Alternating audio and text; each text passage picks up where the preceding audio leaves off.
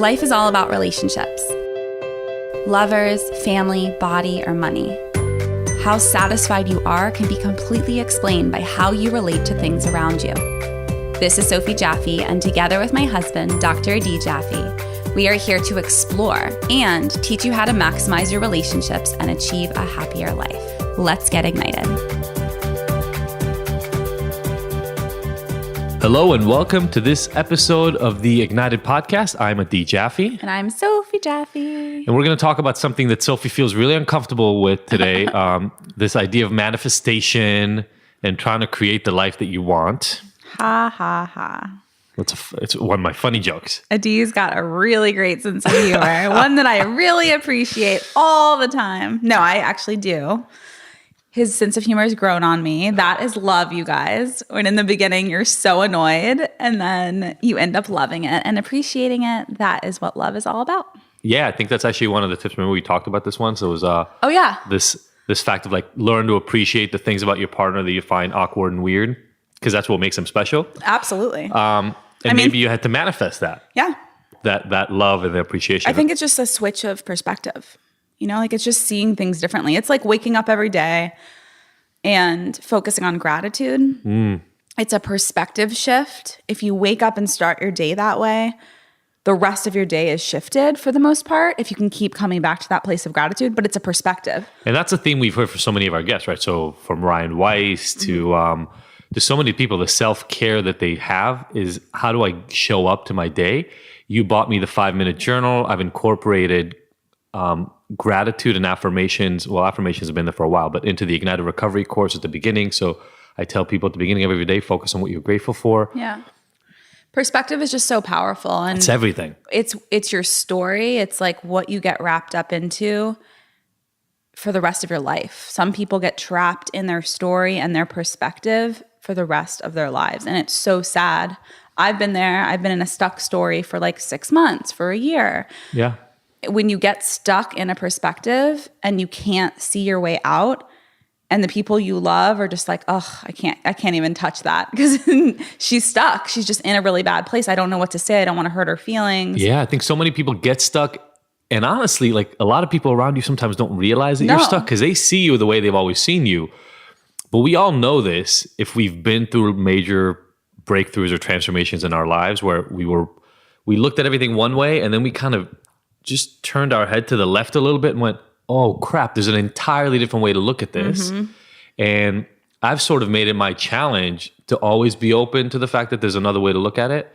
Because I think you have to continuously stay open. You have to be open to the possibility that there's another way. Even if your way you think is great and you're on a great path and you're doing really well, staying open is going to keep you staying young. Yeah, so I'm gonna keep away, because when I work with people, I try to stay away from like they have to do things. But your life, we talked about that relationship tip a few weeks ago about you know, do you want to be right or do you want to be happy? Getting stuck keeps you in I want to be right. Because the idea is if I can just persuade somebody else to look at it my way, they will understand that I'm correct and everything will be fine. Being open just allows you to be more flexible in relationships, and it's definitely something to aspire to and something to kind of improve. And I think it goes along with this manifestation topic that we talk about this week, because so many of us have read books on how to improve our lives and what works and self-help things, etc. And Lacy, who's our guest this week, talks about how when she was looking to manifest and become a better person, she read all these books. And I mean, I know you read this sort of stuff. I'm a fiction guy myself because I kind of have to get out of my head. But what I really like about it is sometimes people develop this relationship and create kind of these gurus out of the authors of these books, and believe to themselves, oh, you know, they said I follow step 1 through 7 and everything gets better, and that must be the way that it is. Even there, as Lacy's story tells us, and we've seen in our lives, you kind of have to stay open to the fact that that is a template, and it worked for whomever wrote that template. But if you stay open and listen to yourself, you can get new information and be able to customize that approach to you. Right. Yeah, I think this is applicable to just about anything, from food philosophies to working out, somebody came up with a modality or a model or a theory, and they wrote about it, and they're sharing about it, and it's what worked for them. So someone created Whole30. That worked for her. Melissa, that worked for her. Shout out to Melissa. Shout out to Melissa. She was an addict. She was in a really dark place. She needed something to help ground her and have some consistency. You know, like everything comes from like that healer or that shaman or that psychologist or that nutritionist come with their own story, their own set of everything, their experiences. Yeah. And they're writing it from that perspective, their life perspective, which is beautiful. And it's amazing to read all these different philosophies, from philosophy to living your life to inspiration, manifestation, food, exercise, all of these different things that people are experts in. But you have to also take it with a grain of salt and really tune in and tap into your own intuition and what feels right and what resonates for you.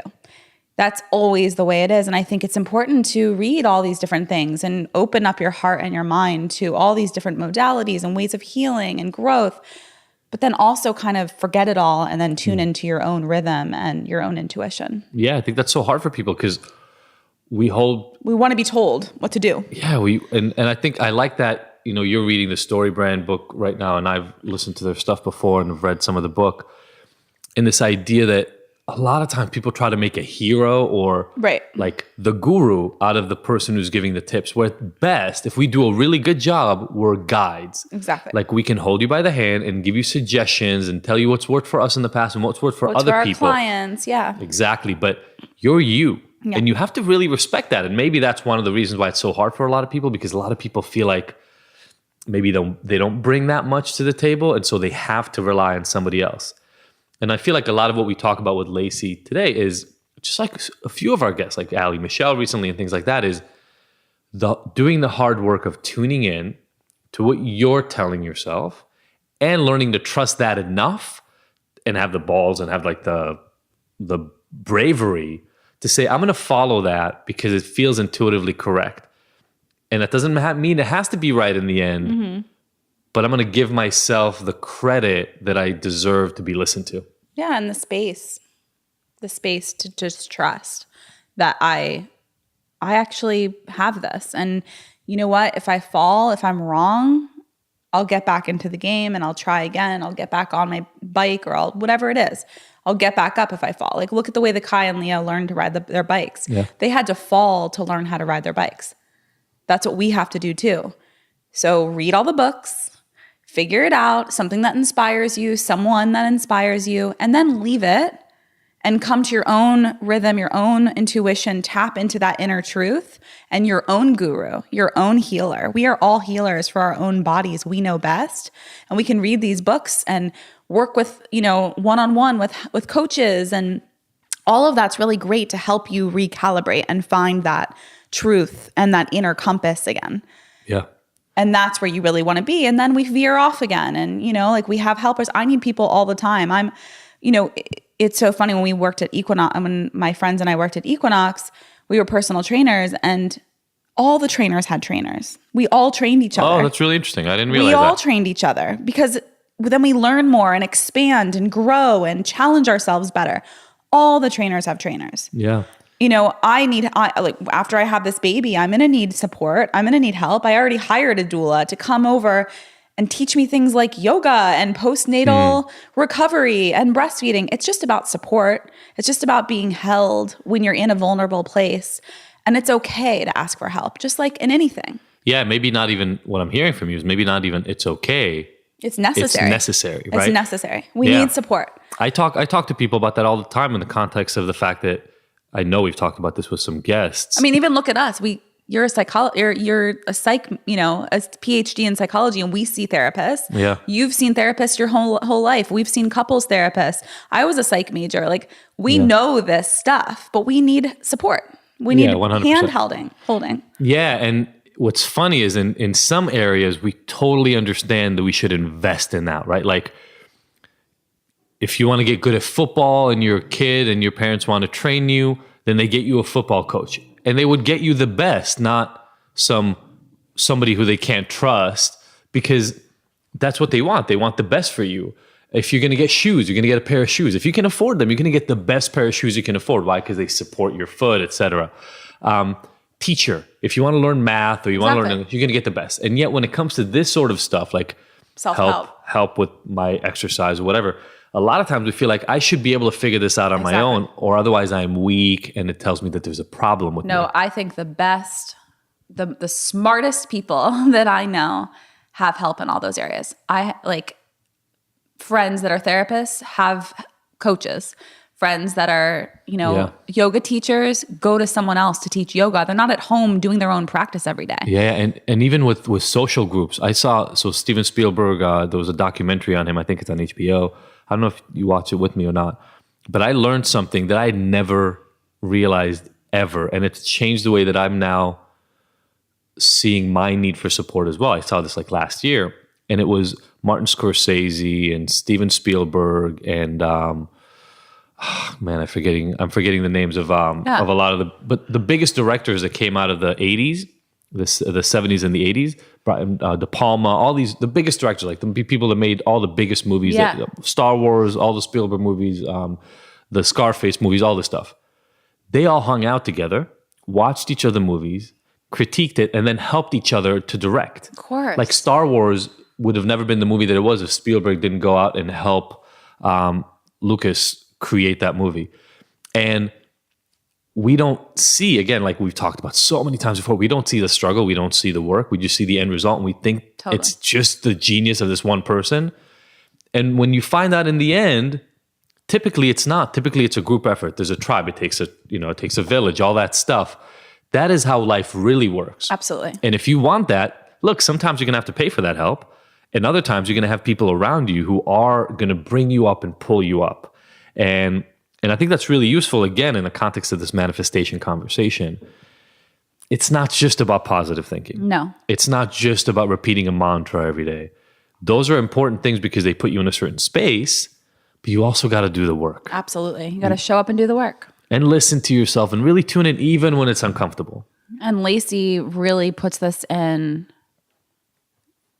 like really attainable, easy to understand languaging.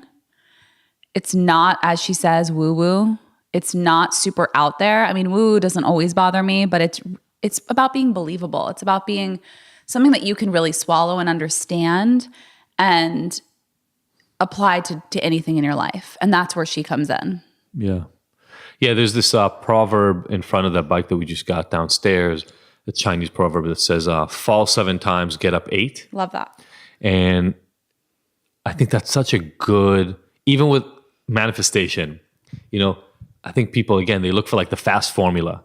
If I do this 3 times in the morning and I do this 1 time at night, in the middle of the day, I run around in a circle 7 times around, Palo Santo stick, then I will get what I want. Or if I see that shaman, or if I take that class, that's not how it is. Not that simple. No, you're going to have to take an initial template, figure out a system that somebody has helped you see can work, and then listen and do the work and, fine-tune it. Exactly. Fine-tune it to yourself.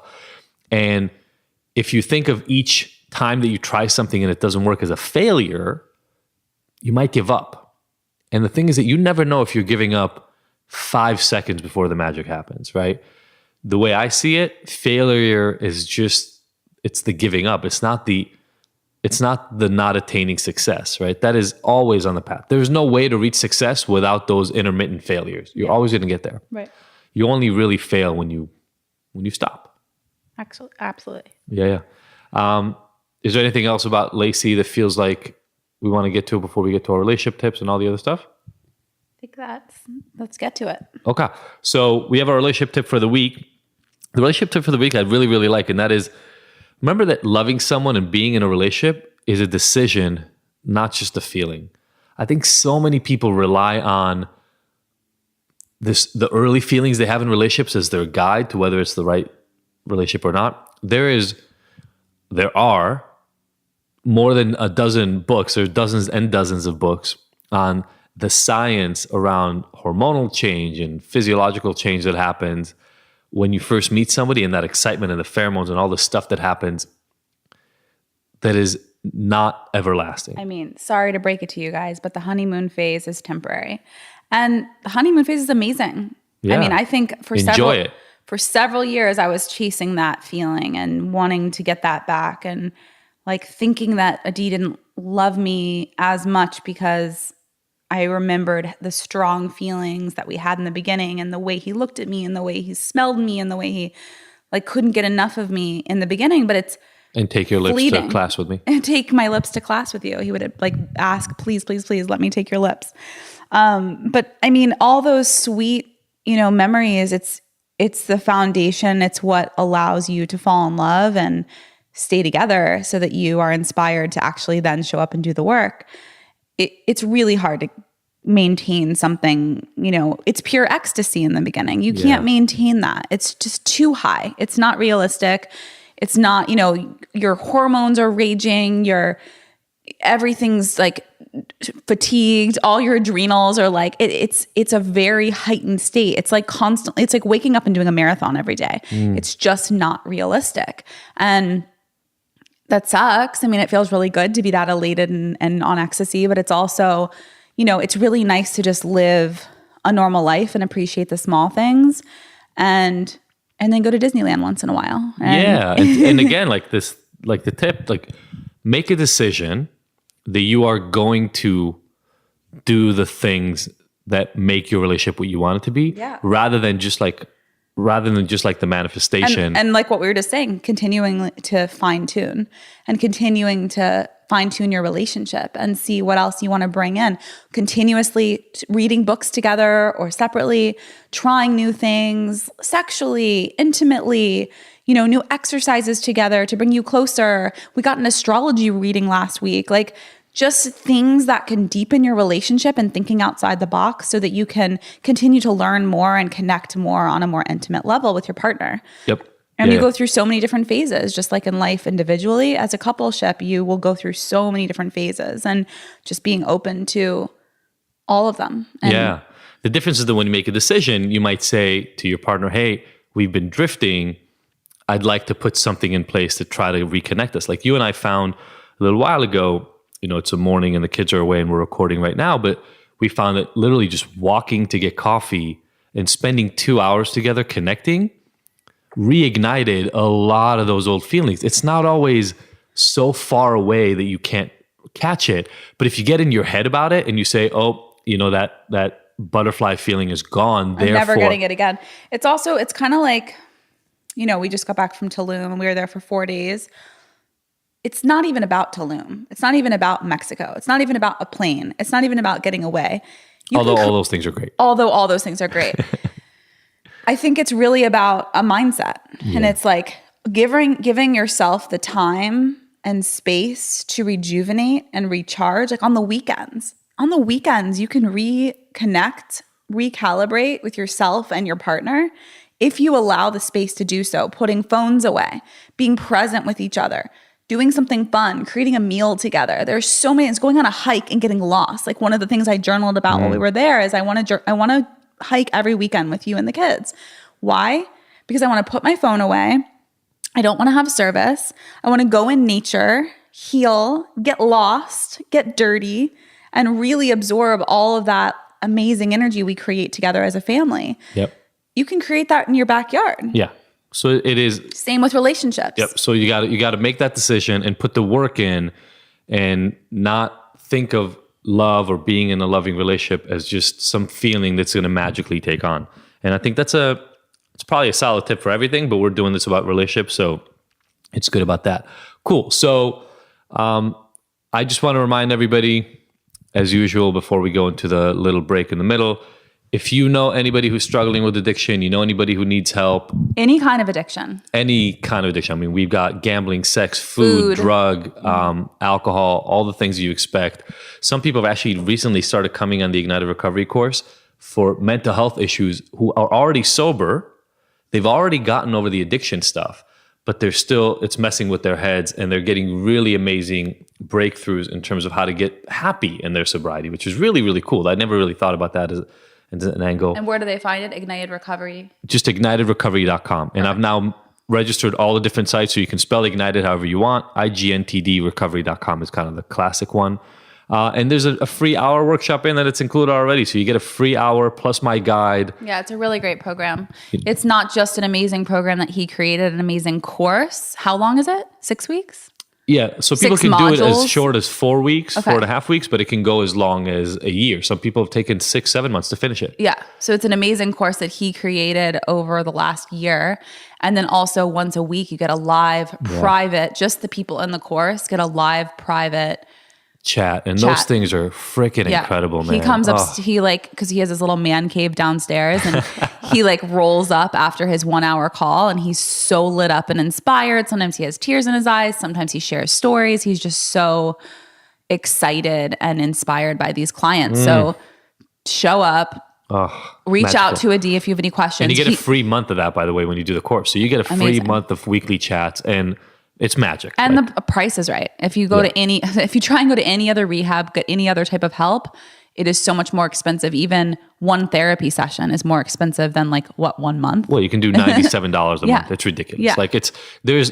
There's nothing like this. No. I mean, I ran a treatment center. There's nothing like this out there. And and I urge you, if you're even just thinking about, do I have a problem or do I need it? Go check it out. I think you're going to love it. Some people have literally told me that they've gotten sober just by watching the free workshop. I know. So go. So crazy and enjoy amazing. it. It's powerful. Yeah, just do it. Do it for yourself. Do it for the relationships in your life. Do it to get your life where you want it to. You're listening to this already. Yeah, or recommend it to someone that you love, that you think maybe wants a different way of healing from their addictions. 100%. 100%. Cool. Well, you're going to love this episode. Can't wait to have you check out Lacy. Stay tuned. We'll be right back. Chat in a minute.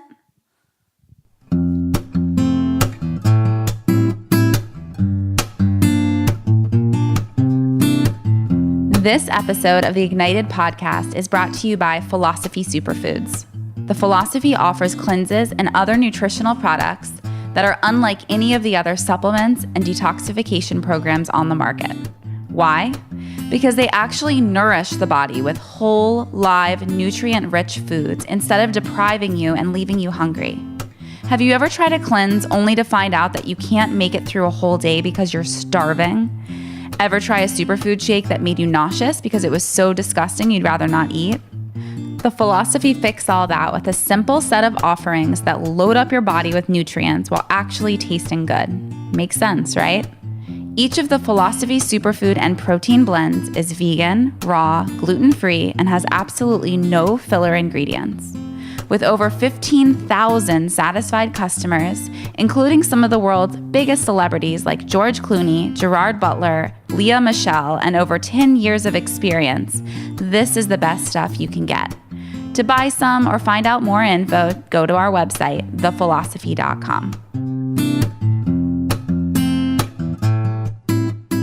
All right, welcome back to the Ignited podcast. This is the interview section of our podcast. And Sophie's been so excited about having our next guest up that she literally hasn't really talked about anything else for the last 24 to 32 hours. So I'm going to let you do your women crush thing and talk about our guest. Perfect. Oh, welcome, Lacy. Thank you for having me. I'm so happy to have you in our home and to meet Adi and be in our world.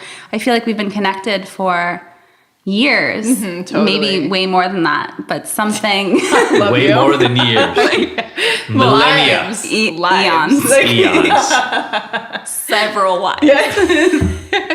But yeah, I'm just so honored and humbled and love your work. Always have. You're just the real deal. And so you have a beautiful blog called Free and Native, which I followed for years and contributed to. Recipes, wellness, all the things, so much inspiration. And then also you have a new series, the Unblock series and Manifestation.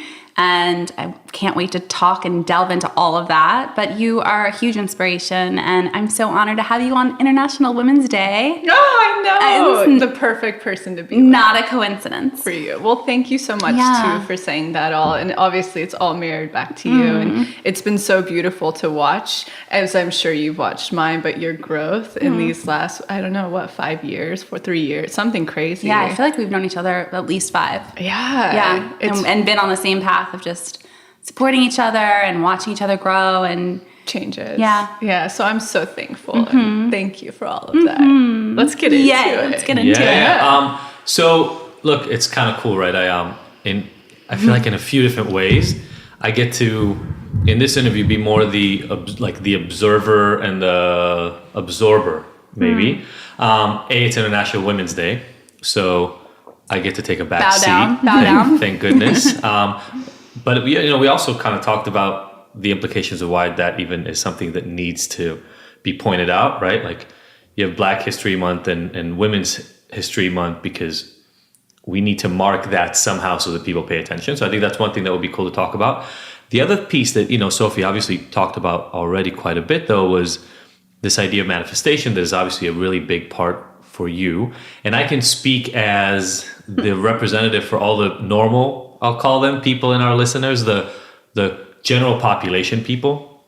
Before I met Sophie, obviously I knew the term manifestation and that sort of thing. But this way of living, this belief-based, strength-based, vision-based kind of way of living wasn't something I was familiar with, right? I came from a very traditional, like, if you want to do this, you follow this path, you do these things, and then you get that thing, a piece of paper or, some money or whatever the thing is that you're supposed to get to the next step, and you do the next step, and you do et cetera, et cetera. Like that's the path that was always laid out to me. And it's not like any other options were out there. Nobody said you can do this. Or there's this other way of thinking, which is, you envision and you manifest and you bring in. So I would love maybe for the two of you, as we talk here, is to kind of really talk about the concept behind it, the power behind it, how you live it, how you found out about it. And then I think what I'd love to, obviously, because our listeners would love it, is tips. Like by the time we get out of here today, I think every single person, a lot of people tell us they listen to this in the morning or on their way to work, right? This is like their source of inspiration. It's called Ignited. I want at the end of this interview for people to go, cool, I'm going to spend the next however long of my life focusing not only on the day-to-day, step-by-step process I've been taught, but also on, creating this vision and manifesting the life I want. Fantastic. No pressure. Yeah. No, I love my favorite conversation. Yeah. No, I just think it's so cool. I post here and there, and I have so much that I share because I'm a parent and I'm a yoga teacher and I'm in the wellness world and we have a podcast and we lead retreats and I'm a human and all of these things, and I'm always sharing. So I feel like once in a while I'll kind of creep out with like a little bit of like the manifestation stuff, which is just the way that I'm made up. Mm-hmm. It's not a course that I lead. It's not something that I have like all of these tips and tricks, and it's just the way I breathe and exist is just my life is a manifestation of love, of my dreams, of my passions, of like what I want. I just make it happen because it's just what we all have the power to do. 100%. But at some point along the way, I figured it out and locked into that. I think I was a teenager because I read the 4 Agreements and just realized how much our reality is a dream and how we get to create that reality one step at a time, one breath at a time, one action, one thought, most importantly, one thought at a time. So to me, it's like, I can't wait to offer these tips from you because you've done the work and you already offer this as a course and you already offer this to your clients. And I just think it's so powerful to be able to say, oh, because obviously there's visualization, all sorts of different things, but you've already kind of got it down. So I'd love to have you start by just sharing like how you stumbled into all of this kind of work, and then we'll get into the serious into the gritty work. Gritty. Yeah. So I'm an interesting, like both of you and everyone on the planet, like we all grow up with our programming, the reality that the road that we're supposed to carve out in which we'll be loved and successful and, people will appreciate us.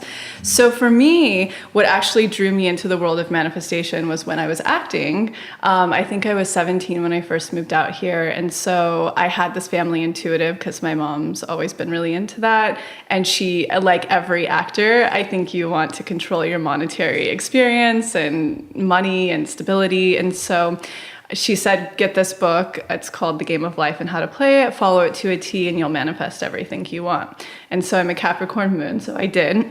I followed the whole book. I still have it with all of the underlines and everything. That's Love awesome. that. And nothing happened. And then I started to, because I was like, well, it introduced me to the power of being able to control our reality in some sense of the word, or have a control over carving out our reality. So that took me down all the other rabbit holes of The Secrets and the Hicks books and all the things, and I read them all.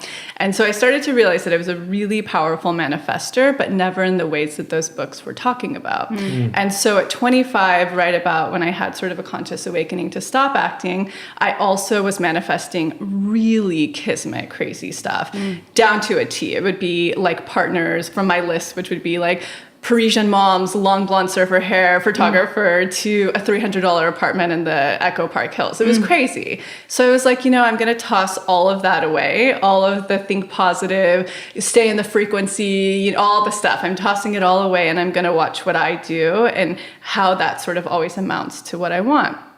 And what I really learned, and so my process of manifestation differs pretty immensely from everything that's sort of out there. So sorry to interrupt. So you feel like you tossed out everything that you learned, and then you wanted to look at how you were already manifesting what you wanted. Yes. So you were like, let me see how I do this. 100%. Okay. And I was noticing I was really good at doing it in certain areas of my life, but not others. So I'll loop back to that. But so my process of manifestation differs a lot from sort of the think positive, superstitious route. It's a big bridge between neuroscience meets psychology with a little bit of spirituality on top of it. So it's all about the subconscious mind. It's all about healing the inner child. It's all about working through your shadow. Because what I started to realize when we manifest that stay in the frequency of manifestation, all that means is our self-worth is aligning with what we're calling in, that worthiness, and that we're not settling for anything less. I love That's that. when we create magnetism. Will you say that again? Yeah. So what I realized is that basically stay in the frequency, or the what do they call it? The vortex. Like when you're in the vortex, that thing that's always a term thrown around. What that means is that you've grown your subconscious self-worth, your limiting beliefs to match and expand into what you're calling in. Therefore, you're connecting with one another. You're not settling for anything less. This is what I love about this, right? So I come totally from the neuroscience side and the psychology side. Which I want to have that conversation because I've been meaning to check out. No, 100%. Work. I mean, I literally just wrote, it was an introduction to a worksheet for this Ignited Addiction course that I do, Recovery. And I tell people, so we do positive affirmations.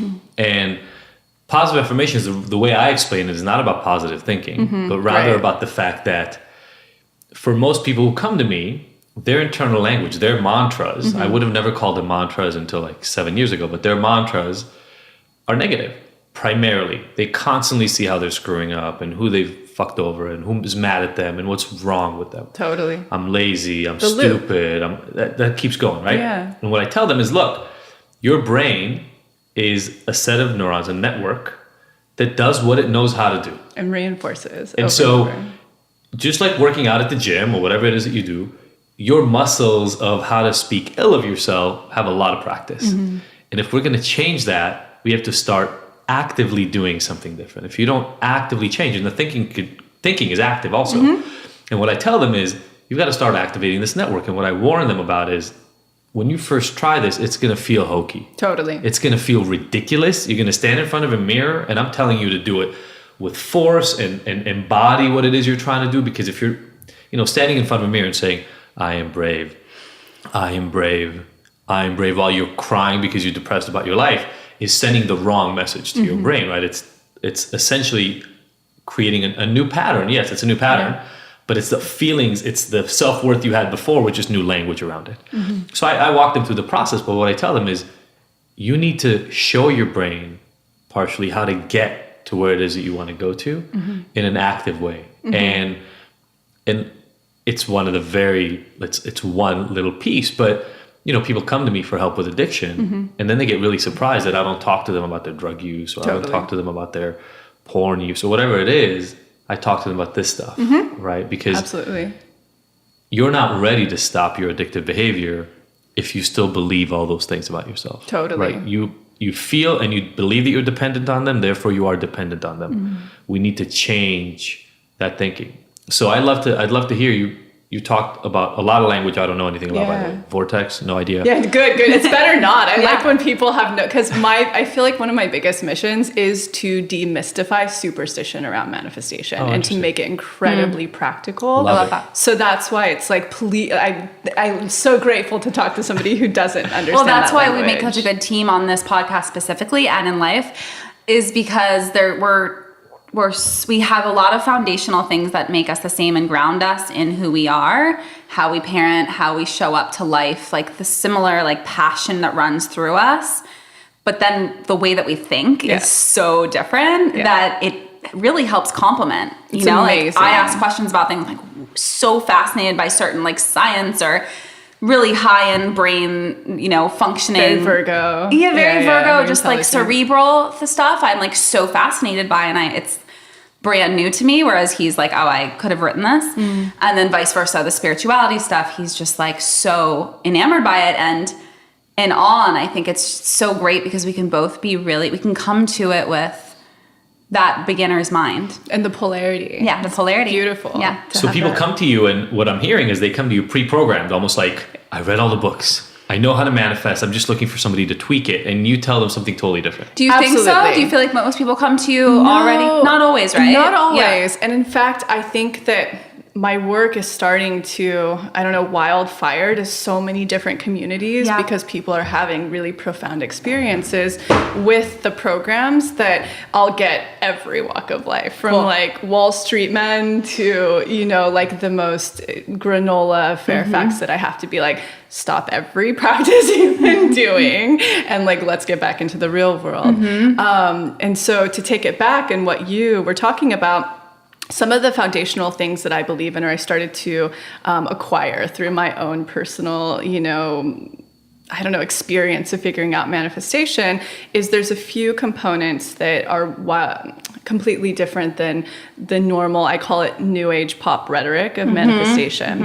One, I believe that we're manifesting from the subconscious, that it's all belief based. It's not thought based. So I totally believe in like, this is number two, the structure of beliefs that we imprinted from the ages of 0 to 14 in childhood tend to be what we're continually looping out and reinforcing and manifesting back in. So a lot of the ways that I work with people is hypnotic. So I take them under, and that's where they'll be able to find their blocks and their roots. And it's so fascinating when you take someone through that experience, because right away they'll see that one trigger, that relationship that created it in childhood that continues to manifest over and over and over again. Yeah. Which I'm sure is so similar to your work. Yeah. And look, I believe people keep acquiring patterns, but that being said, a lot of the way you predict what's going to happen for you is based on events that already happened in your early childhood and teenage years. So to that end, you've seen a lot happen already. So your brain says to itself, well, I already know how this plays out, right? And that's essentially what we're talking about. And I completely agree that it comes with beliefs. I would even say even beliefs is a word that we still gave this thing that we mean, and that is it comes with the lens that we're looking at the world through. Sure, right? That was imprinted. Yeah, through pain and shame. I'm huge about talking to people about shame. Shame is one of those things that normally holds people back. Like there are positive attributes that get imprinted as well for a lot of people. And that's when they're manifesting the things they want. So it's just they're normally not looking to do anything about that because those are working the way they want them to, so they're not paying attention to it. Yes. What I work with people a lot on is drawing those out too. And like, what are you strong at? What are you good at? Strengthening. Let's stop only looking at the things you're bad at, because what I tell them is, and I wonder how you feel about this, like, if you spend your days, even if you're really good at doing the work to fix it, but if you spend your entire day focusing on all the things that are not working well that you need to fix, you will forever be malcontent. Sure. Because nothing is ever going to be perfect. It's just not going to happen. You will always have opportunities for growth. That will always be there, but that's a positive thing. That's not a human negative experience. thing. So I love the idea.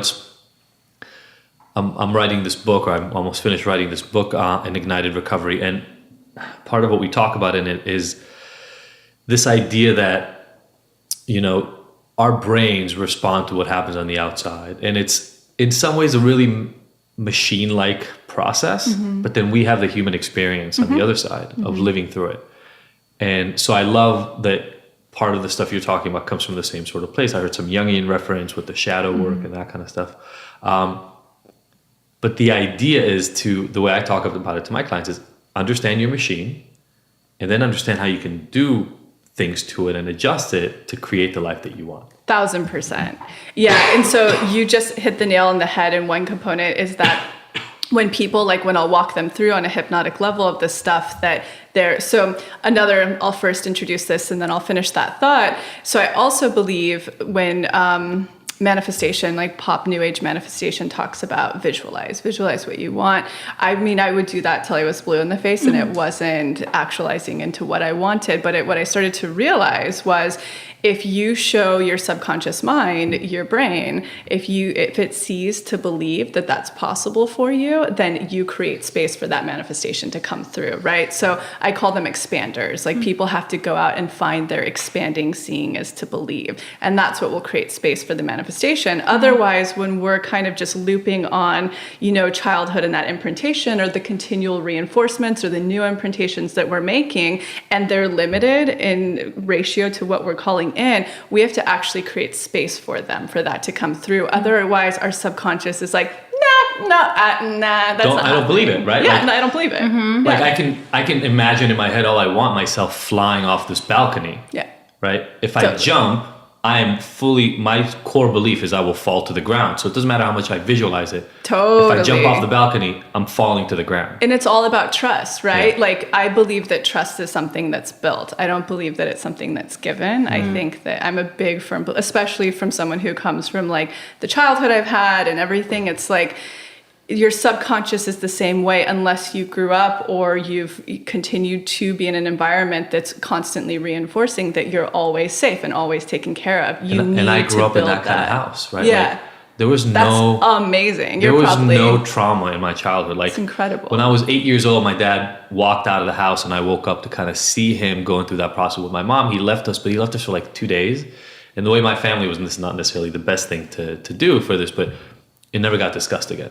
So it kind of just got completely shoved away. But I grew up knowing that I will be fine and taken care of. And my parents, for the most part, reinforced those feelings of security. And so it's really interesting that you say that because, again, right, it's so beautiful to recognize how much weight and power we have to give our formative experiences. Totally. And the work that I do with my clients around is and accept them. Yeah. Right? Because we can fight against it. But unless you have a different view on this, and I would actually love it because I would love to partake in this, but unless like you have a time machine, you can actually alter what experiences you had earlier on, that's your starting point. You mean like in this moment? Yeah. Right? I had the childhood I had. Yeah. I can't do anything about the fact that was the childhood I had. I can alter what that now does for me, and I can alter the way I perceive it and the way I relate to it and all that other stuff. And also how you reprogram it for your own children. Totally. What you create for the future. And break the cycle. Break the cycle. Yeah, exactly. Absolutely. That's my jam right now. Yeah. It's just like, how can I break the cycle? Especially, how can I do things differently? Yeah, absolutely. Yeah. Well, and I think that's what's important there too is, we talked about some specifics, like you talked about as an actress wanting to have money. And I just talked about like wanting to fly off so I think a lot of times we end up focusing on the action. Like we believe that behavior will get us what we want, when in reality, we're looking for something that is underneath the actual behavior. Like I'm looking for more freedom, or I really want to deeply connect to another person, romantically or not, or I'm looking for education, or, somebody who really wants to become a physician really wants to be of service and help people heal. Or make their parents happy or whatever. Like the thing. Yeah. The money. It's a great bigger question that you're talking about, like the true intention beneath things.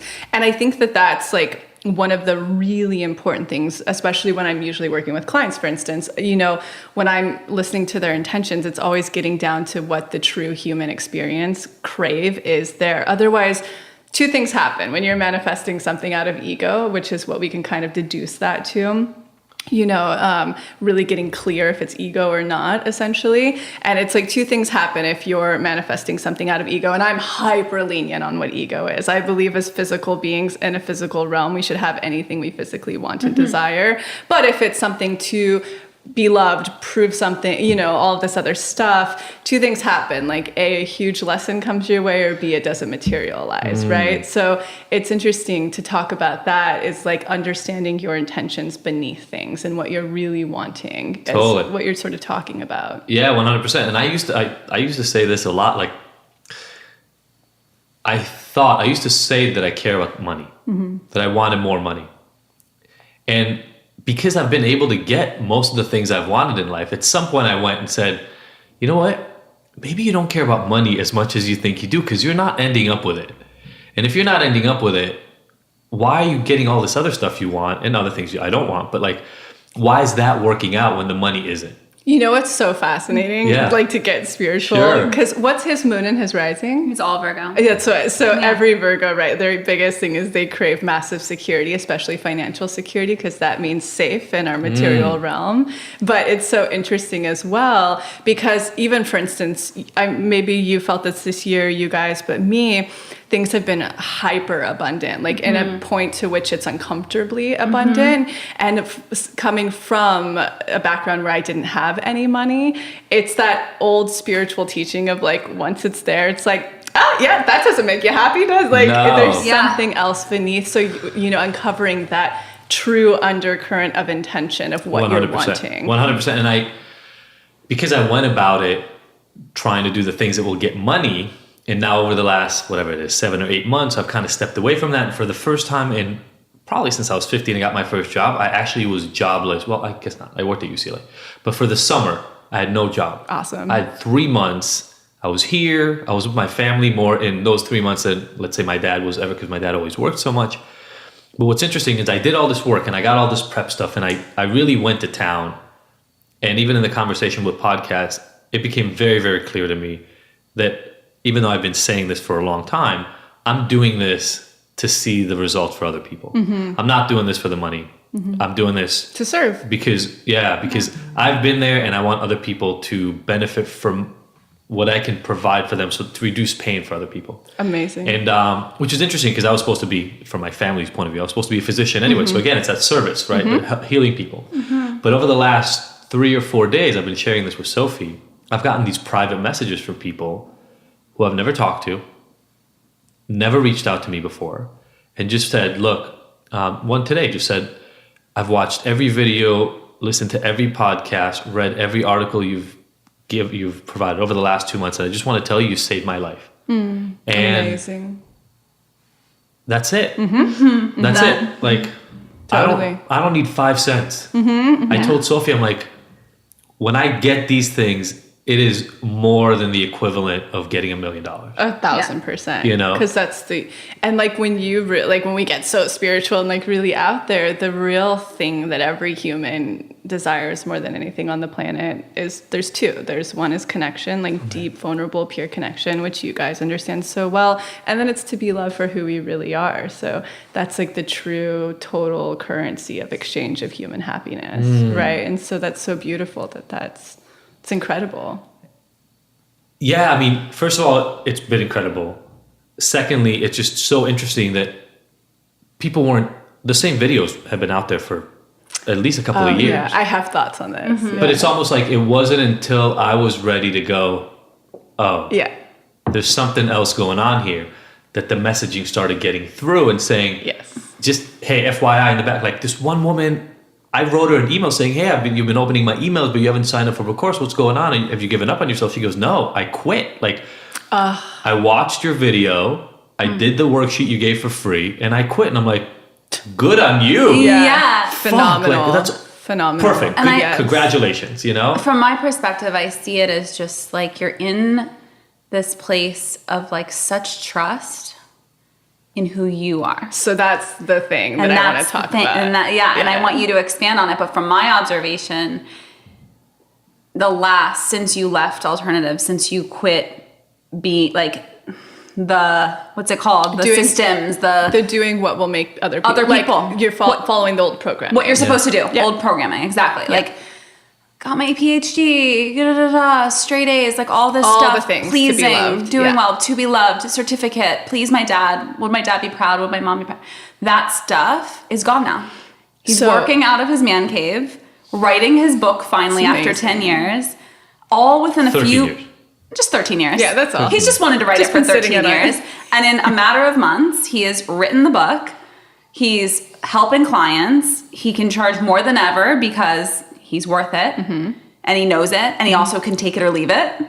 And he's helping people virtually in his own mechanism. And this made up thing that he's created, which saved his life and saved our marriage.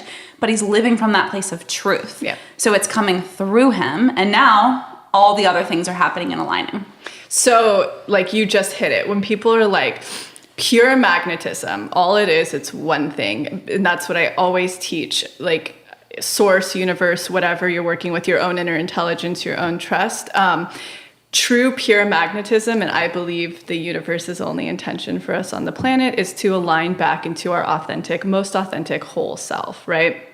What we were birthed as before all this other programming hit us. And so what's essentially making somebody so magnetic where they're bringing in everything they've ever wanted, and everyone has layers of what that is. Yours, one element of it is like profoundly helping people and serving people. But true pure magnetism is getting into your utmost authentic self. That is it. That's all it is. And so much of all I'm doing with working with people, because I'm so Aquarian and I can question so deeply and profoundly every system, to be like, that's not you, that like bullshit.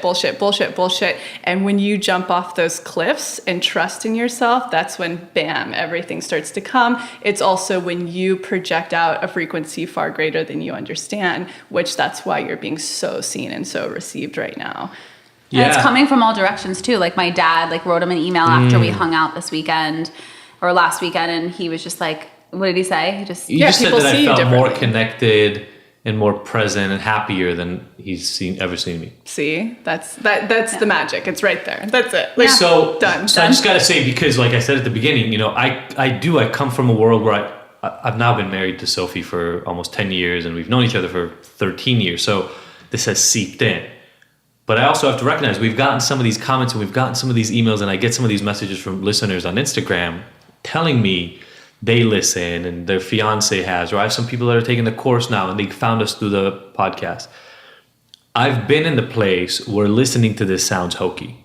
Oh, sure. Right? 100%. I've been in the place where you listen to this, you're like, yeah, fuck you. Like, you quit your job and then you like manifested this next life, whatever. I need to pay rent. I 100% get it. 100% get it. Now, the thing that I think, did we just talk about it in another tip? I don't remember if we did or not, Sophie, but there's this relationship tip that we've talked about before. I feel like we already did it, about trusting. And I have to tell everybody who's listening right now that for me, this started with trusting Sophie. It didn't start with trusting myself because I didn't have this. We talked about, I grew up very supported. Parents loved me. I never got hit once in my life. Like my mom raised her hand once and ran around the house. And then when she finally courted me, she put her hand down, and that's it. That's the closest I ever got to like being spanked. Abuse, yeah. Nothing ever happened to me, right? So protected, and yet lacking in other ways. Always. There's always. No matter what, 100%. You guys are fucking your kids up somehow. Oh, yeah. Everybody. No doubt. No doubt. It's part of the Probably. human experience. Yeah, totally.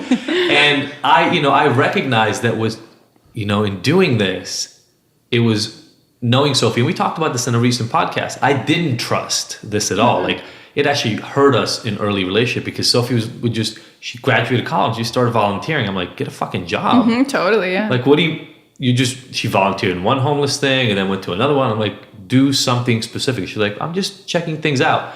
I could not understand what that is. But I learned over time. I learned that my intelligence and my logic and all that stuff work for me in certain ways, and they hold me back in certain ways. And so this kind of give and take of trust and analysis, kind of both. And it was scary. I mean, when alternatives closed, money was tighter for me than ever before. Like everything was the worst. But I've also learned, thankfully now, that through those experiences, the ones that feel the most painful, the most difficult to understand, bottoms. Yeah. those are the enlightened moments that you come out of. 1,000%. Yeah. They also, like when a client is going through a rock bottom, it is my favorite. I'm like, thank you. Yes. Like the love of your life just left you. Now we can play, because the universe loves, or whoever you're working with, whatever energy you're working with, loves nothing more than when you step into your most authentic, worthy self. That's when everything starts to come to you. And so when you have those rock bottoms and you leave that situation or whatever was going on in your life that no longer serves you, it's less than where you're at, less than your worth, they're not seeing your worth, whatever. When you leave that, I always say in terms of manifestation, it's like the analogy is like a sinking ship, right? You kind of see the ship sinking and it seems like everything's going awry. But what's really happening is everything in the ocean is coming to you. So like the more this year that you're stepping into your authentic self and saying no to anything that's not serving you and really yes to everything that is and not settling for less, watch the money start to follow as well. Yeah, but how ironic that it comes at a time when I'm like, oh, I guess I don't really give a fuck about the money. Like that's what's so cool about it, right? And especially because it's not what's going to be the thing.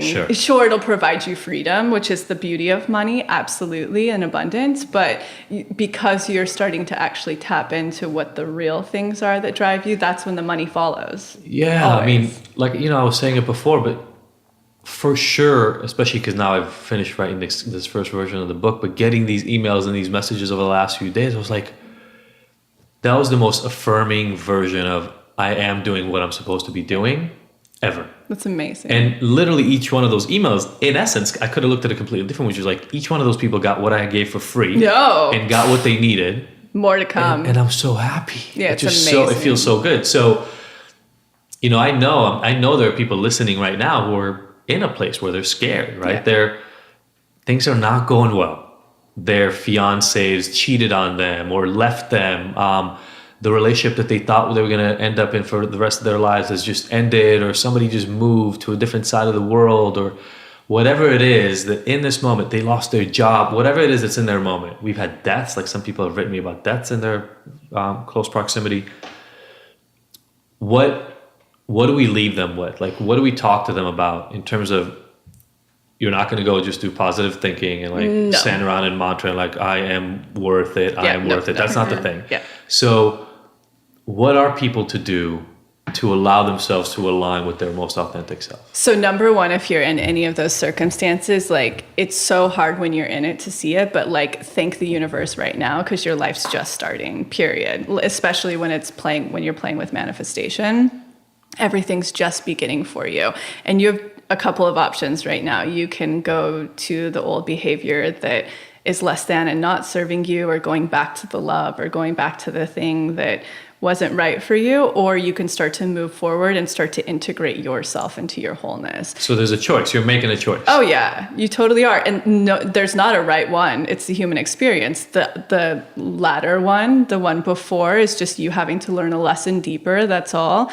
That's fine. Or then the second one, if you're really wanting to start to manifest, is to start to integrate and walk into your wholeness. It's the big deal. So there's a couple of ways that I play with people through that. So like if they're number one, like the most popular workshop that everybody does and Unblocked is reparenting. And so that process takes you like pre-utero up until like post-adolescence, where you're going to go through in a hypnotic state and you're going to see what you should have acquired. And I swear I have people come to me nonstop that were like, I had the perfect childhood. And I'm like, you did not. Nobody did, because even if you had the most supportive and beautiful family, you still had that bully in school, or you still had that thing that happened to you. Or an insecurity. Your own mind. Shit that you're carrying around from, Mean Girls. Totally. There's always something creating shame in your life. Absolutely. And so what you're addressing in those is you're starting to uncover what I call blocks in the subconscious mind. All that means is they're imprintations of limiting self-worth. And you're opening that up because you're going to start to see that it's the root of what's causing you to attract A, B, C, and D that you don't want.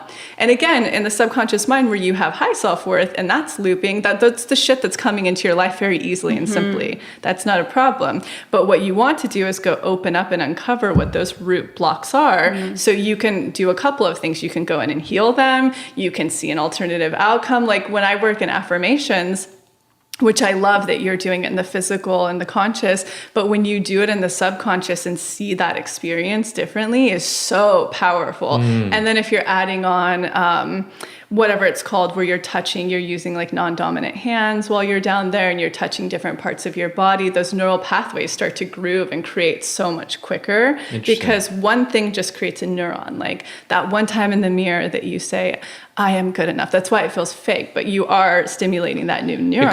It creates a connection, right? Like a circuit, or there's a synapsis or something that's happening. Exactly. And then the more you reinforce that, it continues and continues to grow. And then it physically grows, right? Literally. So essentially they're like vines. Yeah, literally. So the more you do it, the stronger and the bigger and the thicker the vines are, which means that you have an easier time re-triggering it next time. 100%. And so like what I'm trying to get people to get to when they're down there, I'm a little bit different than traditional hypnotic work or hypnosis, because all of that's just reinforcing the positive for the most part. That's the ones that I've worked with and the stuff I've studied around that.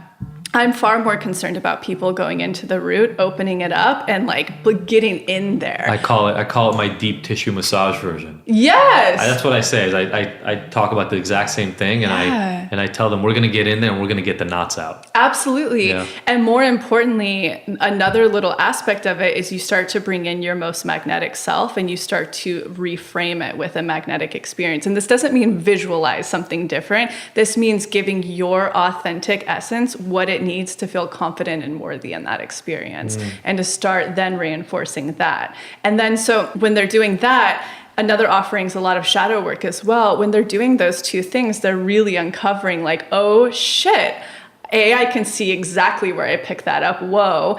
B, that's not serving me and I can have something different. And then reinforcing that difference. So there's that one combination. That's like all the unblocked. That's just like pure, it's like working out. And then there's like a formula that I have towards manifesting, which is some of the stuff that we've touched on, where it's like expanding in ratio to what you're wanting.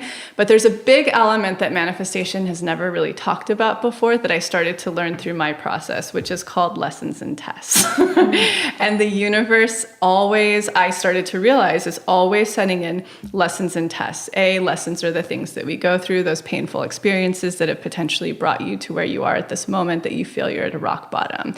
That's the beautiful thing. That lesson came here to basically teach you. It's to mirror where you need to grow your worth, to grow back into your wholeness, your authenticness. So that's like, it's a gift that's come along.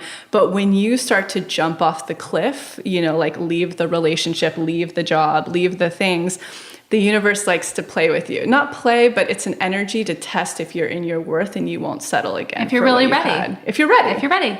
If you're aligned. Like, great, let's see. Yeah, let's see. Yeah. I'm going to send you another opportunity, just like the old one, in a different, dress, and let's see if you'll take it. No, totally. And I see that happening in my life, repeatedly whenever one of those things happens. So it was like the motorcycle accident right before the arrest. So I used to sell drugs. I used to be a drug dealer locally here in LA, and got into an accident. Couldn't do it. Locally. I love how it's like... Right here, like in Pico. No, I'm kidding. Farm to I was table. one of the farm to table. Totally farm to table. Farmers market. Farm to table drug You guys dealing. could have gotten drug from like the source. Yeah. Like, exactly. Straight what you needed. I guess technically it was like Colombian imported, but so it wasn't local. I don't look at that's bad local. branding. That's a good point. Liar. That shit was from Mexico. Yeah, No, I'm kidding. That's so funny. Not organic. When we were writing this story again, I was remembering that like I went back to dealing for a little bit after I got arrested. Like I was looking at, again, 13 to 20 years. Nobody ever tells you how much real time you're looking at, but 13 felonies, a lot of time. And I still had a bunch of drugs left over, and so people were still buying them from me. And I let that in for like 3 weeks. And everything went back to shit. Like I woke up anxious. I couldn't sleep. And I went, I can't do this anymore. And I literally, and this is hilarious when nobody believes this story, I don't think. But literally one of the sources of cocaine when I was already out in rehab and like doing my prep for a court was a mailman. He was on his route. He would drop off the cocaine. Amazing. I need that mailman. I know, like, right? What? Perfect. So good timing. Convenient. So I picked up, Just getting a slump. well, for most people, there's a lot of cocaine. Like a couple of ounces. Like if you fill this glass Yeah. with cocaine, right? So like 4 ounces. I'd sold like one of them. Again, all this anxiety, all this stuff was coming up. And I literally, one time he's dropping off mail and I took him aside and like, I gave it back to him, whatever was left over. I gave it back to him. And I said, you got to take this back. He's like, what the fuck do you, like, I don't take back drugs. Like, what are you talking about? Yeah. I go, I can't do this. Like, this is not, I cannot allow this back into my life. It has to go. And that followed, and Sophie knows this story, that followed me going to a storage facility where I dumped out, you know, $100,000 to $150,000 worth of drugs, and I was flat broke. At Good the time. job. One of our Jumped current, off of a cliff. One of our current friends actually helped me. Like, if anybody ever fully questions the story, I'm calling her in and be like, she went with me to do do because it was really hard to do. Yeah, I can imagine. I'm broke. That's like I'm broke and I'm getting rid of savings. $150,000, Yeah. right? And but the freedom And the beautiful Yeah. drugs, like all that ecstasy, like going into the Totally. toilet. Like I would, all that coke. yeah, man. like I would never be able to do that. I'd be like 7,000 it's on ecstasy you. pills, just Yeah. like down. She went and all those She did it. ravers are just so down bummed. down the toilet in the storage space. Sawtell in Olympic right there. Happy water. Yeah, and Magic water. but when it was done, I knew I was freed of it. Yeah. And that's how I knew it was the right thing to do. But again, like you said, you don't know until you take the test. Totally. Because beforehand, you could be like, yeah, I'm in. I'm good. Yeah. And then When somebody's things like, are going well, yeah. and then somebody's like, well, I have $500. You're like, all right, well, I'm not that in. Hold on. Yeah. You know, or somebody, an ex-lover comes back and you're like, oh, well, let's try this one more time. Just one more time. Totally. But then eventually when you feel it, you just commit. Yeah. And you just jump and you know you've got the parachute, you know everything's ready. well, you don't know. You then, don't know. but you Yeah. trust one day at a time, one breath. It's a blind Exactly. faith. At the end of I'm saying at the end of that experience, Oh yeah, hindsight. like I knew. Yeah. Oh, you did. You knew. You were good. When you that had thing, that. when I threw that stuff out, when it was gone, I was like, okay. My life like I starts. felt the anxiety and I felt the stuff just lift. Yeah. Good job. I had the same thing with the call from my dad. That call that I talk about a lot. Like to me, the test comes at the initiation. Like I see it in front of me, and I almost see the choice. Like in a very, this is bordering. It's like for me, maybe it's bordering subconscious and conscious. Like it's right there. It's your subconscious, just right, like a millimeter beneath the surface, just saying, you know, you're making a choice here. Totally. Yeah. And I see it, and sometimes I make the wrong choice or the habitual choice anyway. Yeah. And then sometimes I literally The see safe myself choice. going, no, I'm gonna do the thing I think I need to be doing. That's right here. magnetism. And then it's like, Yeah. just everything changes. And everything starts to come as Yeah. well. If you're growing your worth to match it and you're expanding into ratio of what you want, bam, everything starts to come. So maybe I actually wonder, because now that you've laid all this stuff out for the listeners, I'm wondering, and please, I want you to comment on this, and I think maybe this can be the kind of tip that we leave people with, is I'm assuming that for most of the people listening, if they're going through something difficult right now, these moments are coming up. These tests and these lessons are happening right now. Yeah. Like I just described, I can see in my head those moments where I have to make the choice, and I know that the choice I should be making is the one that's more difficult, and it's like, can I push myself to just make it? Are there tips, or is it just like you said, it's kind of like... Well, here, first I want to start with, if you are in this predicament, like just coming from pure manifestation, if we're working together, if you are in that situation, that rock bottom, that darkest moment, it's a beautiful thing, because I've worked with, thousands of people at this point, and I can 100% guarantee stamp this. You've been, whether you're consciously or unconsciously, asking for something. You're trying to manifest something greater. And because you've been so far away from your authentic self, this is actually the universe, source, whatever you're working with, it's kind of like, it's giving you the biggest earthquake of your life to be like, wake the fuck up. You have a greater thing you're supposed to be doing, and I'm trying to earthquake you into that right now. Right. So be in that space for a moment. You have a divine purpose on this planet. You haven't been doing it. And so the universe has had to throw like every natural disaster your way to get you to wake up, and you have not been waking up. So just be conscious of that in this moment.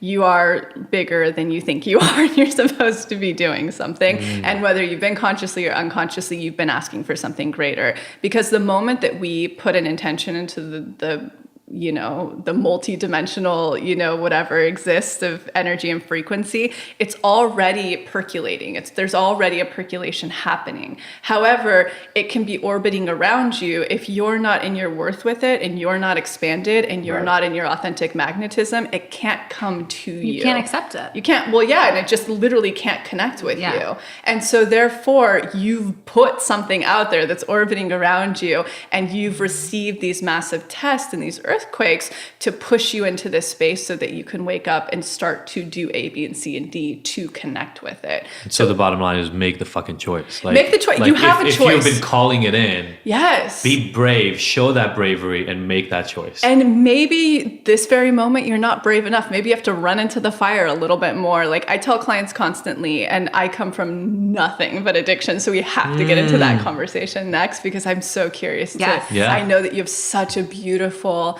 inspiring, different approach to it than the complete shit that is the one that exists, or the couple that exists. But anyways, so just know that you always have a choice. Like we always do as a human, we're always conscious we have a choice in this moment. And if you aren't ready to make that stronger choice, then fuck it, keep running into the fire. You might have to burn yourself so bad. Like for you, might have had to go to jail for a lot longer, whatever, to be like, okay, I'm ready, universe. I'm ready. Now I'm going to stop. You know what I love about that? People tell me all the time. So like, I told people, they would ask me like, what made the difference, right? Because I'd been arrested. That was the 4th time I'd been arrested. Yeah. And they said, what made the difference? I said, well, I had no choice that time. And they looked at me and go, you had a choice. You always have a choice. Just like you had a choice every other time. Yeah. And not only did I have a choice, I was in jail with other guys who had sold drugs and had been arrested repeatedly and would just, they used to call it, the way they talk about it in jail is you have your in time and your out time. And they're I love that. It's like a hotel. Literally, like I would be in the cell with these guys, and the way they would talk about it is like, oh man, I was out for 8 months this time. Like I managed to stay out for 8 months. They had their life in jail and their life outside. And I remember making a very concerted decision. Like, I'm not living this fucking life. This is not, I know where this goes, and I'm not ending up there, and committing in a way that my being had never committed before to changing. I didn't even know what I was changing into, because I'd never lived that life. Like since I was 14, I was a punk. I did whatever I wanted to, whenever I wanted to. It didn't matter who got hurt along the way. And I'm smart enough to rationalize the shit out of it. Totally. Including the really smart people around me, but it just kept causing destruction. And so I was very aware that I'd committed, but it took me years to believe the other people who told me you had a choice. Because in the moment, it felt like I had no choice, which is sort of what it's supposed to do, right? It's supposed to like, So when I learned to believe those people about the fact that I had a choice, it actually opened up my mind to this thing that you're talking about, is like this new approach. And it was the antithesis to what I'd been taught, which was that I have no choice. And you're powerless and all this stuff. And I was already out of that system by the time I came up with my own way of dealing with addictions. And I'm interested in hearing about your history and your family's history. But I made a very concerted effort and a very specific, deliberate choice that I talked over with my family, my sponsor in AA at the time, over 6 months before I made the leap, getting myself as prepped as I could be for what if I'm making the wrong choice.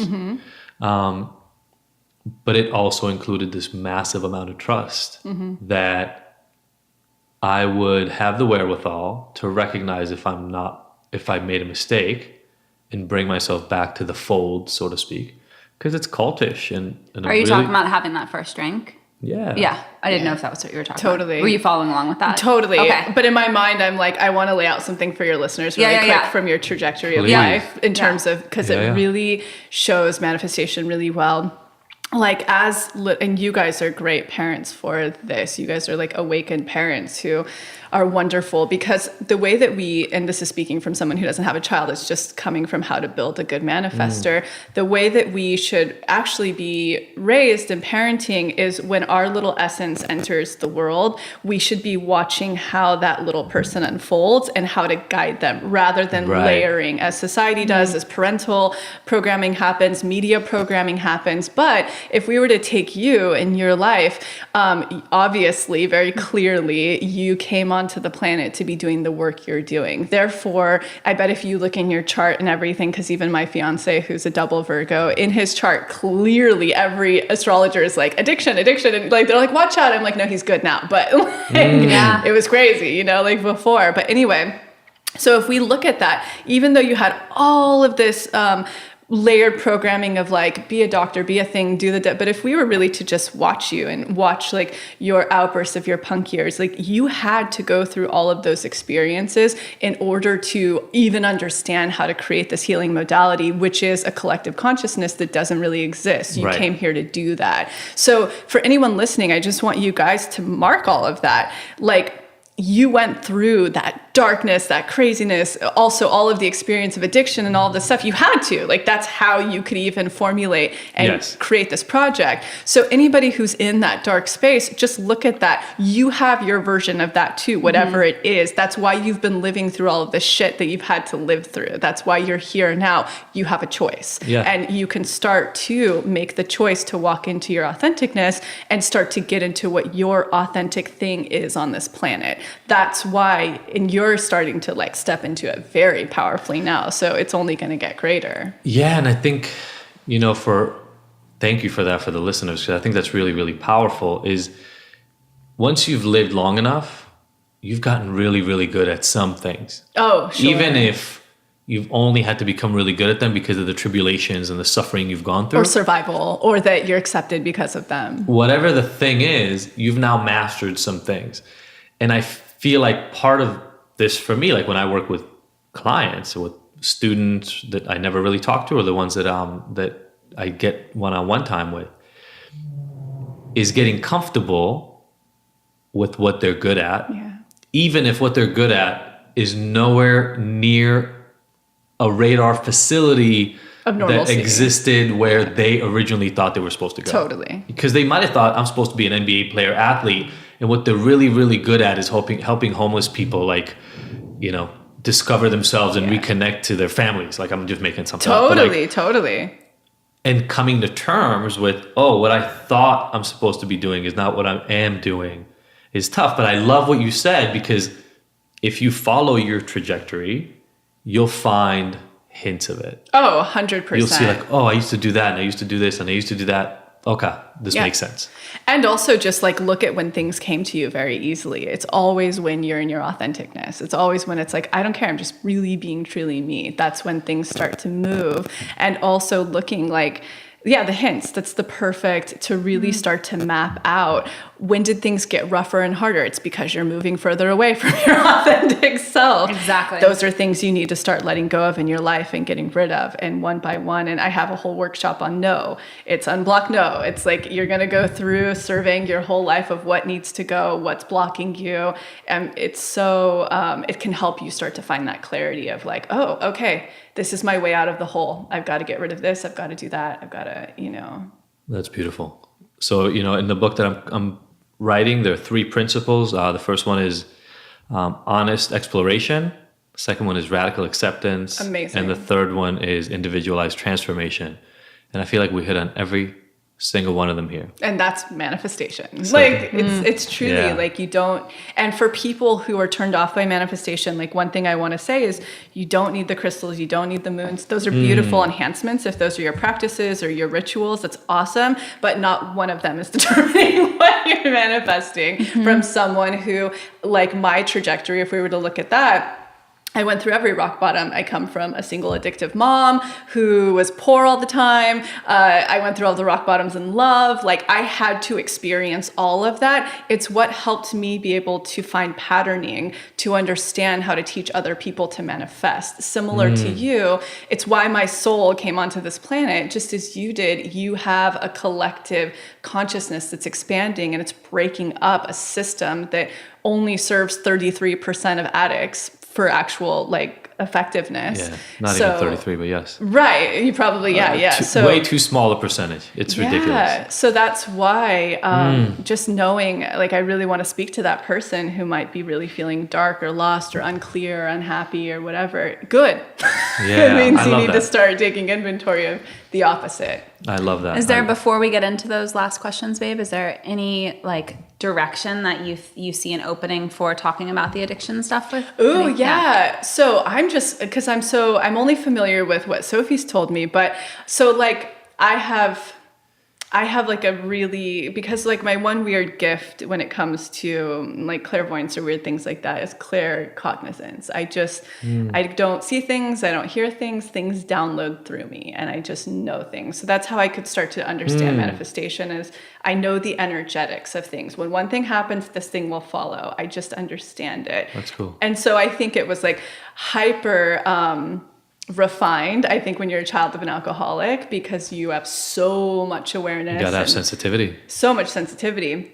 But so like for me, when it comes to addiction, it's a conversation I love to talk about, because I believe, and this is what I want to open up the floor, because, and I hope it's not too redundant for your listeners, but I'm just we haven't even really gone there much. Really good. That's why I'm excited. Into it. Yeah. Okay, good. Yeah. Because I believe with addiction, I believe like people have to go through that experience. It's part of their, but B, I believe that there's things down there that are making them check out. It's 100%. Yeah, like addiction of any form is just a way to soothe and cover up and cope. Yeah. That's all it is a mechanism.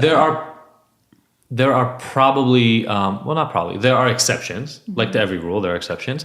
And I think opiate addiction can sometimes be primarily physical because of the severity of the withdrawal, and people get caught up in it because it feels good. And you can't get out. And then, that's the thing though. It's so hard to get out. It's just difficult. Right, yeah. But again, to take what you were saying at face value, if you're having a really, really hard time coming out of it, there's probably some other stuff going on. Yeah. And so people call me all the time. I just had this conversation just yesterday with somebody on the phone.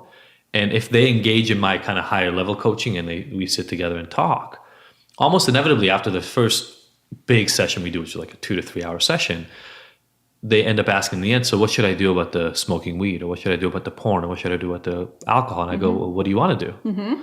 And they're so weirded out by it, because every other person they ever saw it help with was like, well, okay, you got to quit today. This is the path. Yeah. And if you don't quit today, I can't see you, because I can't see you while you're...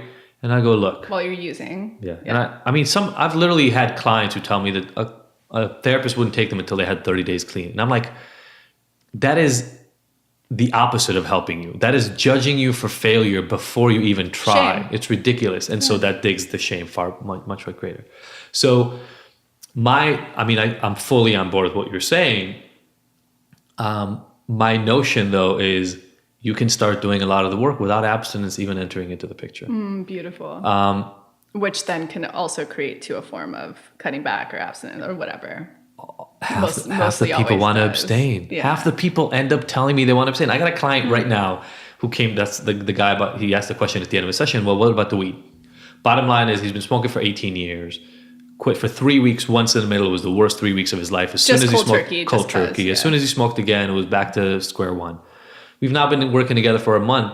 He just had his, I think, 6th smoking day out of a month. And the next day he's like, oh God, I feel like shit. I hate that. I hate that I did that to myself. But now he's got a whole week of not smoking ahead of him. And he's looking forward to the week ahead of it. And I said, cool. Let's learn about what came up for you when you smoked. Perfect. What is the stuff? Let's process it. And guess what? The bottom line is you will figure out, like you were talking about choices, you'll figure out one or two things. Weed has a place in your life or it doesn't. Yeah. And you're not going to miss it if it doesn't have a place in your life, because it has no place in your life. Like I don't go and put my hand on a fire and just hold it there just to hurt myself because it doesn't feel good and it doesn't serve anything. By the way, there are people who hurt themselves because it serves a purpose. Totally. So I don't see any behavior as being worth of shame or judgment. I'm 1,000% in agreement.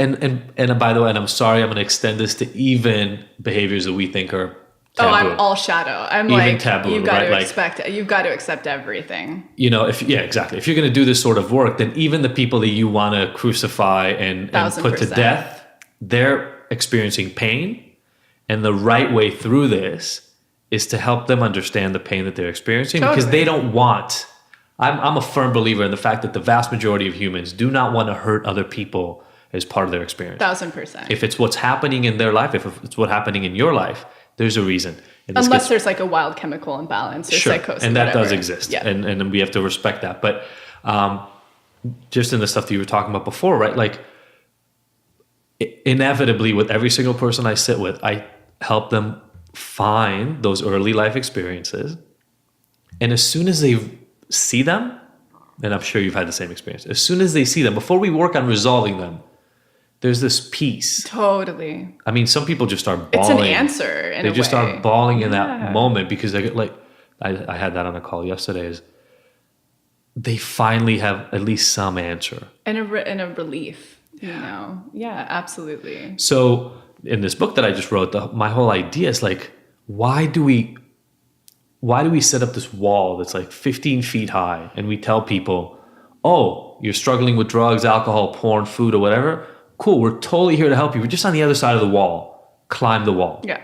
My whole thing is let's fucking destroy the wall. Yeah, you don't need a wall. Yep. No door, no window, nothing. Like just, I joke, but I'm like, you can roll into my office if you want to. Like barely able to walk. Totally. But if you're there, you want help. Yeah. That's it. That's the way I know if you want help or not is you're on the phone with me or you're in my office. Or reading your email, your newsletter. Yeah, you wouldn't. Yeah. Why else would you be doing it? You could go use or watch porn or do whatever else. You'd be happy doing the other thing. Totally. So my entire theory starts with this notion that there should be zero barriers. Judgments. Yeah, zero barriers.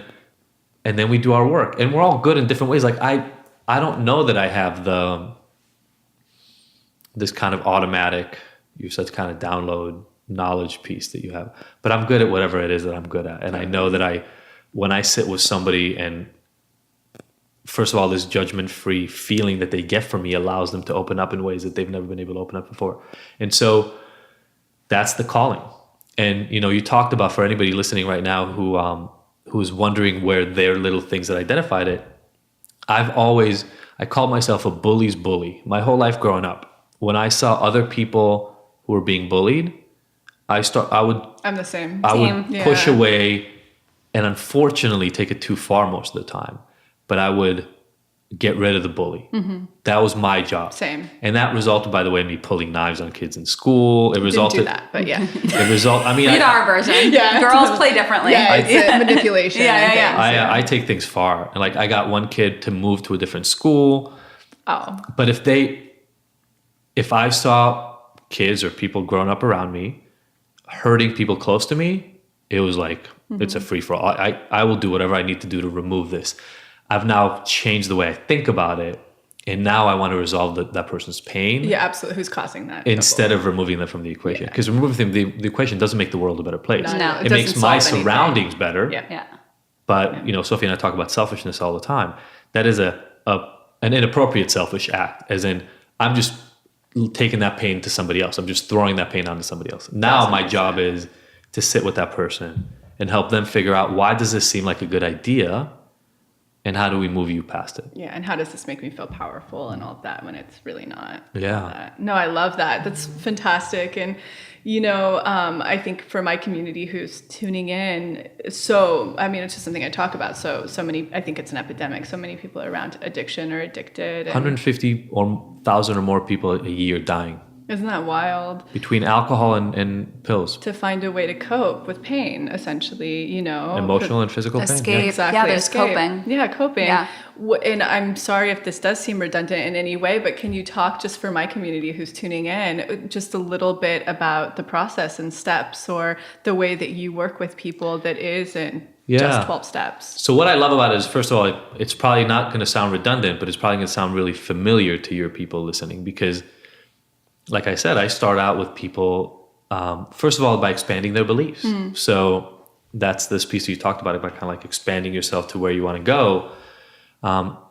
Addict alone, that word, means so much in our society. Mm-hmm. Alcoholic, addict, whether you're a porn addict, gambling addict, sex addict, drug addict.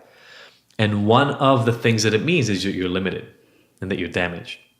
And so I do a lot of work, probably the first 2 weeks worth of work on this online course I have, is about getting people to go beyond that understanding of addiction and understand that might be the reality for some people, but it's not the reality for most people.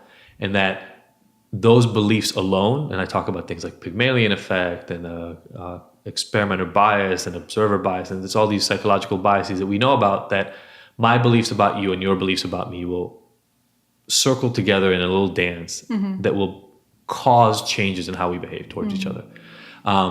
And so my job is to help them just crack the window open to the possibility that sure, maybe they consider themselves an addict right now, but that doesn't tell them anything about what's possible in their future. That's the first step. Once they do that, we really work deeply on those underlying beliefs. And I do work on it at a more conscious level, and I would actually love to learn more about how you do it at the subconscious level and the hypnosis and things like that. But I work through experiences they've had, and the way I kind of term it is beliefs about themselves, beliefs about others, and beliefs about asking for help are the three areas that I look at. Because a lot of people who come to me, by the time they come to me, help is unsafe. Yeah, totally. When you ask for help, you get jailed. When you ask for help, you go to a hospital. When you ask for help, you're told you're intervention, you're like a loser. all the things, yeah. So then I really help them kind of systematically, again, open up the idea that these beliefs are subjective. They're not reality. They are the lens through which you've seen the world. And if you can alter them, you'll see other opportunities in the world that do not present themselves. Then we do a lot of work on figuring out where is your addiction right now. I believe in kind of like 4 vectors. So spiritual, psychological, biological, and environmental. And I don't think addiction is one thing. I think every person has a different manifestation of addiction. I do too, totally. And you need to figure out where your balance is. And where the energy goes and all that. Yeah. Like if you have a lot of biological underpinnings of addiction, medication, exercise, biofeedback, more biologically oriented kind of tactics might be useful for you. If you have none of that, maybe we don't need to look this anyway. We kind of go through that and figuring out where they're at right now and what they need help with.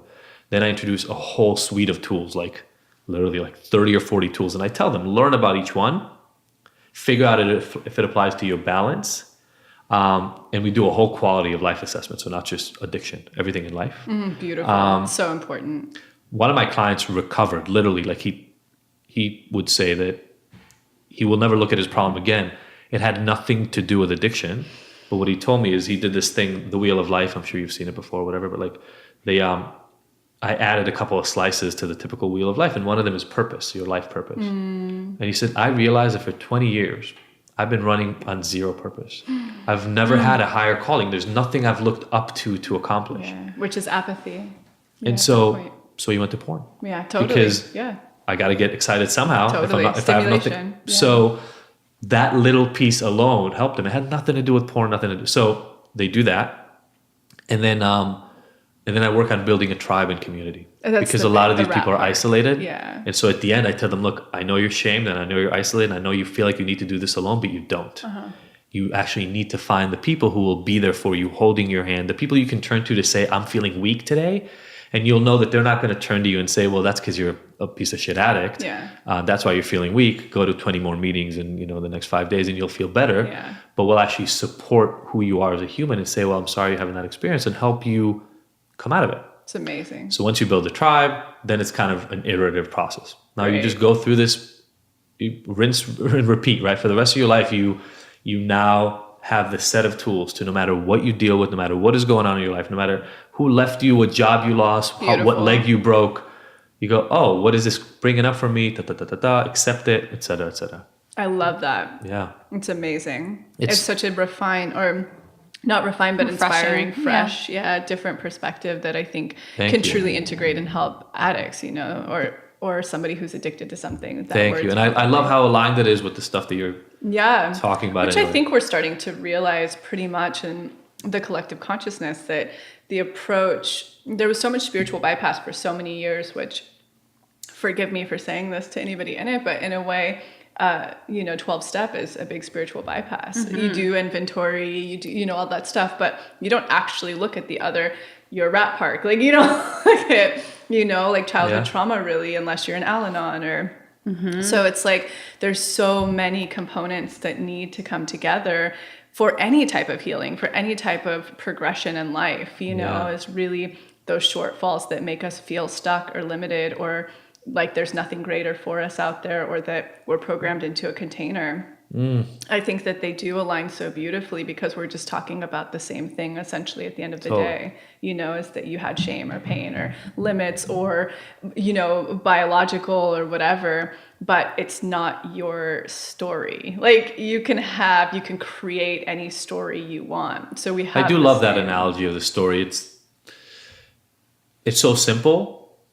but yet so powerful for the people who connect to it to be able to say, you know, maybe it was my story until now. Yeah. But I'm still holding a freaking pen in my hand. Yeah. And there's still pieces of paper in front of me. That's what it is. And I can write the next chapter, and it can be whatever I wanted to. It took a turn. Yeah, it took a turn. Yeah, it totally. It was a chapter. It's like a soap opera, like, da-da-da. Yeah. What's next? Where's the affair? You can have an affair with the thing you want. Yeah. I whatever. know. You know, it's funny. There's a video. We never talked about this video. I show it to the people in my course. It's called the like learning how to ride a reverse bike is sort of if you literally look up on YouTube reverse bike, it has nothing to do with addiction. It has nothing to do with manifestation. But I think for everybody listening who gets this and is stuck in a pattern, watching this video will kind of make you A, laugh, and B, go like, okay, I got it. I got to start practicing something different. Totally. To end up in a different place. That's exactly. And even something as simple as Ayurveda, which you're so versed in, right? With yoga and all of that. Mostly, yeah. But like usually the opposite is always the answer. Absolutely. Right. It's always about rebalancing. Yeah. It's rebalancing. It's finding that balance in the polarity. Oh, it's exactly. So cool. All right, guys, we're going to stop this interview with Lacy. There's still more to come, and we're going to release that at a later date. But the conversation kind of switches here, and plus, she starts asking us questions. Yeah, she kind of starts interviewing us, really, which is cool. It got really deep, really amazing. We go to places that we've never gone before. Yeah. So we just thought we would we would honor it. Yes. Give it some space, and we'll come back to totally different topics. 100%. I also want to honor the fact that you guys tune in expecting kind of like an hour or so, and I don't want to make this a 2-hour thing. I know a lot of you listen on the way to work or on your lunch break. You don't want to throw your game off. Basically, we're thinking of you. We're being good, and maybe we want to take a little breath before we even share all the crap that's about to come up. There's a lot happening, so we're going to take a deep breath, respect our path and where we're at, and Lacy and you guys. And just break this up into 2 episodes. Yeah, and I guarantee by now you've got so much stuff you just got from this one interview. You want to go and implement and kind of like absorb and already put it into play in your life. So thank you so much for listening. Love you guys. Can't wait to tune in next week. Love you.